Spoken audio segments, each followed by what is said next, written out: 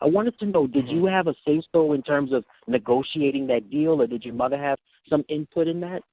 No, I mean, my mother pretty much was the one who, built the framework for any deals, that were structured on my behalf.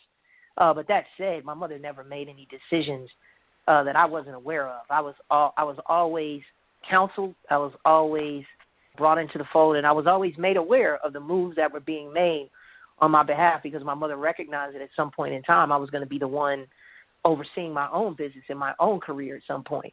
So at a very young age, my mother made sure that I understood contractual agreements and obligations, and what this meant, and what this stipulation meant, and what this term meant, and what this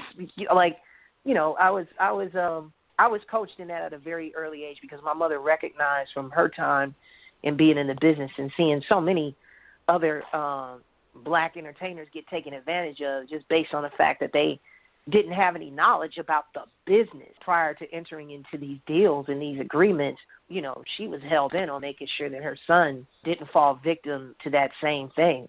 So, from the gate, when my mother began to recognize how this was going to pay off possibly in the long run, she positioned me, contractually to be able to reap the benefits, long after the hype died down on it, and, 20 or 30 something odd years have passed, and then you get, a whole new generation that got into it. And, I give my mother all the credit, because if it wasn't for her negotiating the deals that she did in the way that she did on my behalf, I wouldn't be receiving the residual income that I get from those. So, I always credit my mother for that. But like I said, no decisions were made where I wasn't made aware. But definitely, as far as who spearheaded those deals and framed them properly and delegated to, my attorneys and my managers and stuff, that was my mom, running point on all that stuff.